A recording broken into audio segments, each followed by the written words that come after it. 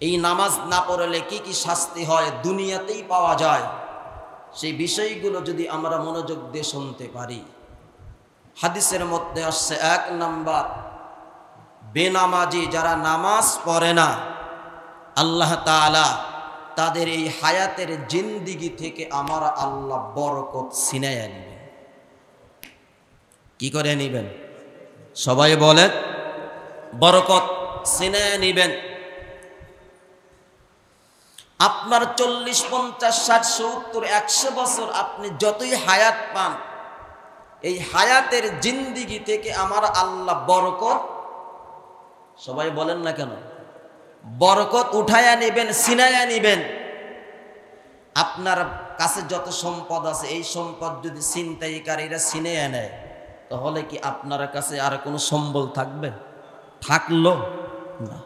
যেইভাবে আপনি নিঃস্ব অসহায় হয়ে গেলেন, ঠিক তদরূপভাবে আপনার হায়াতের জিন্দিগি থেকে আমার আল্লাহ যদি বরকত ছিনাইয়া নেয়, তাহলে আপনি এই হায়াতের জিন্দিগিতে আর সুখ আর শান্তি তালাশ করেও আপনি পাবেন না।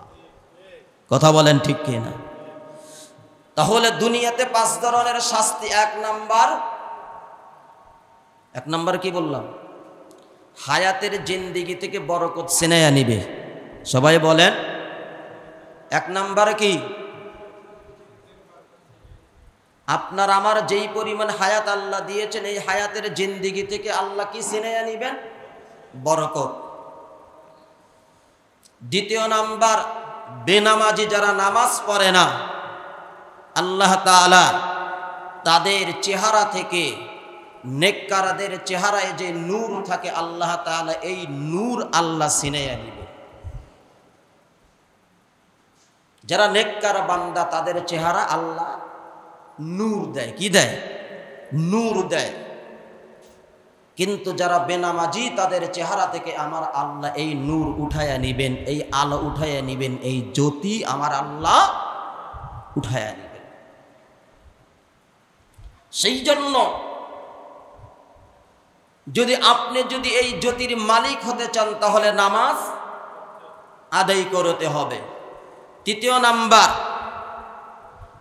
যেই বেনামাজি নামাজ পড়বে না, বেনামাজি, ওই বেনামাজিকে আমার আল্লাহ তার কোনো কাজের বদলা আমার আল্লাহ তাকে দিবেন না। বেনামাজিকে আমার আল্লাহ কোনো বদলা দিবেন না। সেই জন্য বেনামাজি, যে আল্লাহর খাতায় যে বেনামাজির পরিচয় উঠে গেছে, ওই ব্যক্তি দুনিয়াতে থাকতে পারে, কিন্তু আমার আল্লাহ তার কোনো কাজের বদলা আল্লাহ তাকে দিবেন না। 4 নাম্বার, বেনামাজি বান্দার দোয়া আল্লাহ তাআলা কখনো কবুল করবেন। যতই সে দোয়া করুক, কিন্তু আমার আল্লাহ তার দোয়া কবুল করবেন না। কেন করবেন না? কারণ সে হলো বেনামাজি। কারণ নামাজের মধ্যেই আল্লাহর সব কিছু আল্লাহ রেখে দিয়েছেন। সেই জন্য সে যেহেতু বেনামাজি হয়ে গেছে, আল্লাহর গোলামি করে না, আল্লাহর দাসত্ব করে না, সেই জন্য বেনামাজির দোয়া আল্লাহ দুনিয়াতে কবুল করবেন না। 5 নাম্বার, নেককার বান্দাদের দোয়ার মধ্যেও বেনামাজির কোনো দোয়ার অংশ থাকে না। নেককার বান্দারা যখন দোয়া করে, আল্লাহ তুমি অমুককে মাফ করে দাও, তমুককে মাফ করে দাও, এমন করে দোয়া করলে এই দোয়ার মধ্যে বেনামাজির কোনো অংশ থাকে না। বেনামাজির কোনো অংশ থাকে না। যেমন ওলামায়ে কেরাম সহ আমরা দোয়া করি, আপনারাও দোয়া করেন, আল্লাহ সবাইকে মাফ করে দাও, বাংলাদেশের মুসলমানদেরকে মাফ করে দাও। বাংলাদেশের মুসলমানদেরকে আল্লাহ মাফ করে দিবে, কিন্তু বাংলাদেশের মধ্যে যারা বেনামাজি আছে, আল্লাহ তাদেরকে মাফ করবে। মানে এটাই বুঝাইছেন হাদিসের মাধ্যমে, যে নেককার বান্দাদের দোয়ার মধ্যে বেনামাজির কোনো অংশ থাকে। তাহলে আসুন মুসলমান, দুনিয়াতে এই 5টা শাস্তি আল্লাহ বেনামাজিকে দিবেন। ও মুসলমান, আজ আমরা যতই শান্তি তালাশ করি না কেন, কোটি কোটি টাকা থাকতে পারে, বাড়ি থাকতে পারে, গাড়ি থাকতে পারে, কিন্তু সুখ এবং শান্তি নাই। কেন শান্তি নাই? কারণ নিজেকে বেনামাজির পরিচয় দিয়েছি, যার কারণে আমার আল্লাহ আমার হায়াত থেকে বরকত উঠাইয়া নিয়েছেন। কথা বলেন ঠিক কিনা? সেই জন্য আমি যেন বেনামাজির কাতারে না পড়ি। দ্বিতীয় নাম্বার, বেনামাজি এদের মৃত্যু সময় তিনটা শাস্তি। কয়টা? সবাই বলে, বেনামাজির মৃত্যুর সময় কয়টা শাস্তি? তিনটা। নাম্বার এক, যে ব্যক্তি বেনামাজি হবে মৃত্যুর সময় সে জিল্লতি এবং অপমান অপদস্থিত অবস্থায় মৃত্যুবরণ করবে। কি অবস্থায়? সবাই বলেন। হ্যাঁ, জিল্লতি অবস্থায়, অপমান অপদস্থিত অবস্থায় সে কি করবে? কথা বলেন না কেন? মৃত্যুবরণ করবে। আমাদের সমাজে কত নেতা খেতা মানুষ মারা গেল, অনেকের এমনও প্রমাণ আমাদের সামনে আছে, মৃত্যুর পরে তার চেহারা কালো হয়ে গেছে, বিবর্ণ হয়ে গেছে, অন্যরকম হয়ে গেছে, এমন প্রমাণ আমাদের সামনে অনেক আছে। সেই জন্য আসুন, বেনামাজির মৃত্যুর সময় কয়টা শাস্তি? সবাই বলেন। তিনটা। এক নাম্বার, সে জিল্লতি অপমান অপদস্থিত অবস্থায় সে মৃত্যুবরণ করবে। দ্বিতীয় নাম্বার, বেনামাজি ব্যক্তি ক্ষুধার্ত অবস্থায় বেনামাজি ব্যক্তি মৃত্যুবরণ করবে। কোন অবস্থায়? সবাই বলেন না কেন? ক্ষুধার্ত অবস্থায় সে মৃত্যুবরণ করবে। তৃতীয় নাম্বারে, বেনামাজি ব্যক্তি এমন অবস্থায়, এমন পিপাসিত অবস্থায় মৃত্যুবরণ করবে যেন 7 সমুদ্র 13 নদীর পানি দিয়েও তার পিপাসা মিটানো যাবে না। এই মৃত্যুর সময় হলো এই তিনটা কঠিন শাস্তি। ও মুসলমান, মৃত্যুবরণ তো করতেই হবে। আমার মৃত্যু আর কুকুর শুকুরের মৃত্যু যদি এমন হয়, তাহলে এমন লাঞ্ছিত মৃত্যু তো আর হতে পারে না। কথা বলেন ঠিক কিনা? সেই জন্য বেনামাজি ব্যক্তির মৃত্যুর সময় কয়টা শাস্তির কথা বললাম? তিনটা। মৃত্যুবরণ তো আমারও করতে হবে, হবে কিনা ভাই? আপনারা তো করতে হবে, নাকি আপনি মৃত্যুবরণ করবেন না? আল্লাহর কাছ থেকে সার্টিফিকেট নিয়ে আসছেন। হ্যাঁ, সেই জন্য এই তিনটা শাস্তি মৃত্যুবরণ করার সময় হবে। এবার আসুন, বেনামাজি ব্যক্তির কবরে গিয়ে তিনটা শাস্তি আমার আল্লাহ দিবেন। কোথায়? কে কে কবরে যাবেন না? হাত তোলেন তো। হ্যাঁ, যেতে হবে? তাহলে আসুন, বেনামাজি ব্যক্তিকে আমার আল্লাহ কবরে তিনটা শাস্তি দিবে। কয়টা? সবাই বলেন। তিনটা শাস্তি কবরে যাবে, তাকে দেবে। এক নাম্বার, তার কবর এত সংকীর্ণ হবে, আল্লাহর নবী হাদিসের মধ্যে বলেন, বেনামাজির কবর এত সংকীর্ণ হবে যে এক দিকের মাটি অপর দিকে এত চাপ দিবে যে এক পাজরের হাড্ডি অন্য পাজরের মধ্যে এমন করে ঢুকে পড়বে। নবী দেখাইছেন, এরকম করে নবী দেখাইছেন যে বেনামাজির কবরে এমন শাস্তি দেওয়া হবে, দুই দিকের মাটি এমন চাপা দিবে যে তার পাজরের হাড্ডিগুলো এরকম ভাবে একটা অন্যের মধ্যে ঢুকে যাবে। তাহলে এবার চিন্তা করুন তো, শাস্তিটা সহজ নাকি কঠিন? সবাই বলেন না কেন? কত কঠিন হবে? তে সেই জন্য আসুন, বেনামাজির কবর এত সংকীর্ণ হবে, এত কঠিন হবে। নবী বলেন, তার এক পাজরের হাড্ডি অন্য পাজরের মধ্যে ঢুকে যাবে।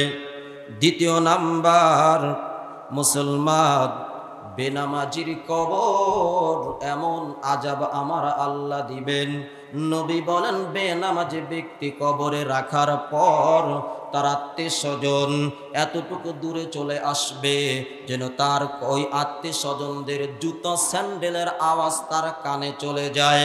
এতটুকু অবস্থার মধ্যে থাকা অবস্থায় বেনামাজির কবরে আমার আল্লাহ আগুন জ্বালায়া দেয়। আমাদের সমাজে দেশে এমন অনেক ঘটনা আছে, কবরে আগুন দেখতে পেয়েছে। আপনারাও মাঝে মাঝে ঘটনা দেখেন না? সেই জন্য মুসলমান বেনামাজির কবরে আল্লাহ আগুন জ্বালায়া দিবেন। এত কঠিন শাস্তি বেনামাজিকে আল্লাহ দিবেন। সেই জন্য মুসলমান আমার নামটা যেন বেনামাজির কাতারে, কথা বলেন না কেন, বেনামাজির কাতারে না পড়ে। আজ বাড়ি নির্মাণ করলে আগুন নিবানোর যন্ত্র সবকিছু ব্যবস্থা করে রাখেন, কিন্তু কবরে যে আগুন সেটার ব্যবস্থা তো আপনি করলাম না। বিজ্ঞান সায়েন্স প্রযুক্তির যুগ, দিন যত চলে যাচ্ছে আপনারাও দেখেন বিভিন্ন সময় নেটের মাধ্যমে নাসার বিজ্ঞানী, অমকের বিজ্ঞানী, অমক দেশের বিজ্ঞানী, তারা আসমানের এত জিনিস নিয়ে তারা গবেষণা করতেছে। আজ পর্যন্ত 3.5 হাত মাটির নিচে কি হয়েছে এই নিয়ে গবেষণা তাদের মাথায় নাই। কথা বলেন না কেন? কারণ তারা এই বিষয়ে ভালো করে বুঝতে পেরেছে নবীর হাদিস সত্য। সেই জন্য এখানে গবেষণা করতে গেলে আমরা ফেল খেয়ে যাব, সবকিছু আমাদের সামনে উন্মুক্ত হয়ে যাবে, উন্মোচিত হয়ে যাবে, মানুষ সবাই দলে দলে মুসলমান হবে। সেই জন্য এটা নিয়ে গবেষণা করা দরকার নাই, উপরটা নিয়ে গবেষণা করি, তাহলে মানুষ আল্লাহর কুদরত বুঝতে পারবে। আসলে তাই হচ্ছে, কথা বলেন না? সেই জন্য বেনামাজির কবরে দ্বিতীয় নাম্বার শাস্তি, তাকে কবরে রাখার পরে আগুন জ্বালায়া দেয়। তৃতীয় নাম্বার, বেনামাজি ব্যক্তিকে যখন কবরে রাখা হবে, নবী বলেন তার কবরে এমন একটা সাপ আমার আল্লাহ নিযুক্ত করে দিবেন, যেই সাপটা হবে অন্ধ, যেই সাপ চোখে দেখবে না, কানে শুনবে না, যেই সাপের নখগুলো হবে অনেক বড় বড়, যেই সাপের গর্জন হবে আকাশের বিজলির মতো, যার গর্জন হবে। কে বলতেছে? নবী বলতেছে যে এমন একটা সাপ দিবে তাকে আযাবের জন্য, যেই সাপ অন্ধ হবে, যার চোখের বর্ণ হবে নীল, সাপটা কানে শুনবে না, বধির হবে। সাপের আল্লাহ নখ তৈরি করে দিবেন, বড় বড় নখ থাকবে এবং এর গর্জন হবে আকাশের বিজলির মতো। এরকম গর্জন দিয়ে দিয়ে ওই ব্যক্তিকে কিয়ামত পর্যন্ত ধ্বংসন করতে থাকবে। আজকে পুরো বাংলাদেশ কয়েকদিন আগে রাসেল ভাইপারের কথা শুনে মানুষ কত আতঙ্কের মধ্যে ছিল। কথা বলেন না কেন? ছিল কি ছিল না ভাই? হ্যাঁ, এই একটা সাপ নিয়ে কত আতঙ্ক, অথচ আমার আপনার কবরে সাপ রয়েছে এই বিষয় আমাদের মাথায় নেই। কথা বলেন না কেন? আমি যদি বেনামাজি হই আমার কবরে সাপ, অথচ কত ভয়ঙ্কর কথা নবী বলেছেন। সেই জন্য আসুন বেনামাজির কাতারে যেন আমি যেন আপনি যেন না পড়েন। কথা বলেন ঠিক কিনা? এবার আসুন কবর থেকে আমাদের উঠতে হবে কি হবে না? সবাই বলেন ওয়াইদাল কুবুর বুসিরাত। এমন একটা দিন চলে আসবে সমস্ত মানুষ তাদের কবর থেকে উঠবে, ওঠার পরে তারা সবাই হাসরের ময়দানের দিকে চলে যাবে। আমার আল্লাহ ওই দিনও বেনামাজিদেরকে আমার আল্লাহ শাস্তি দিবেন। কি দিবেন? কথা বলেন, কি দিবেন? 1 নাম্বার শাস্তি হাসরের দিন আল্লাহ নবী বলতেছেন বেনামাজিদেরকে হাসরের দিন সবচেয়ে গুরুত্বপূর্ণ কঠিন আকারে তাদেরকে প্রশ্ন করা হবে।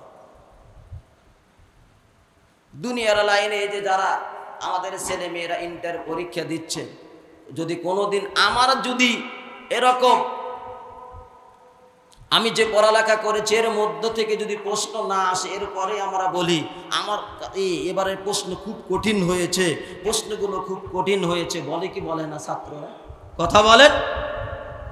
হ্যাঁ বলা বলি শুরু করে।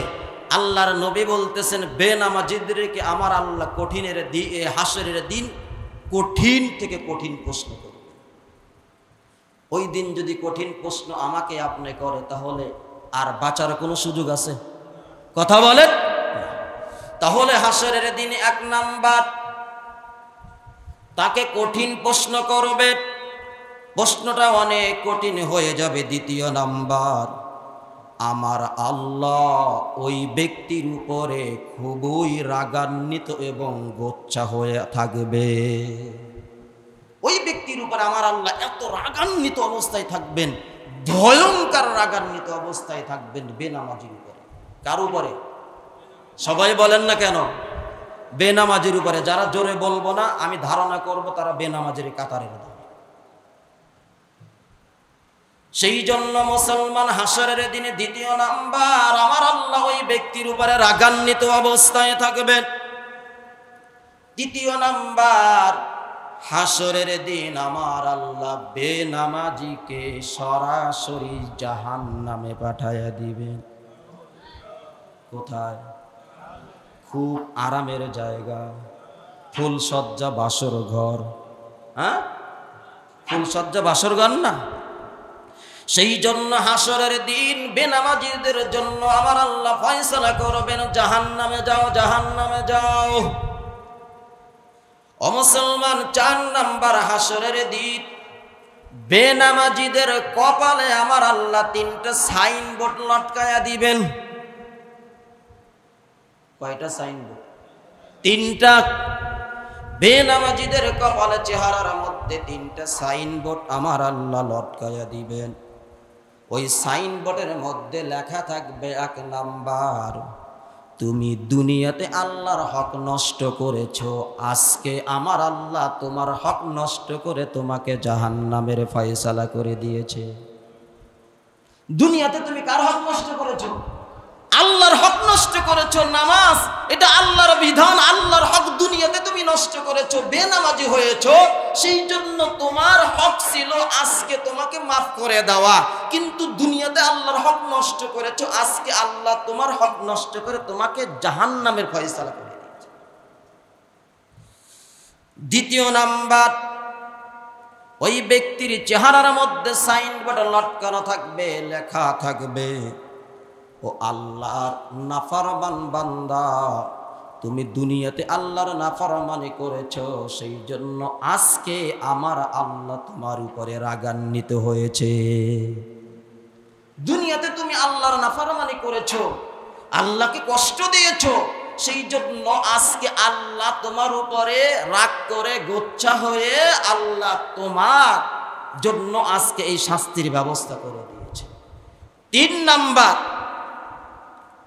ওই ব্যক্তির চেহারার মধ্যে লেখা থাকবে তুমি যেইভাবে দুনিয়ার জমিনে আল্লাহ রাব্বুল আলামিনের সর্বক্ষেত্রে তুমি তার হক নষ্ট করে নাফরমানি করে দুনিয়ার থেকে বিদায় নিয়ে আসছো, সেই জন্য আজকেও আমার আল্লাহ তার সবগুলো রহমত বারাকাত থেকে আমার আল্লাহ তোমাকে বঞ্চিত করে তোমার জন্য এই ফয়সালা করে রেখে দিয়েছে।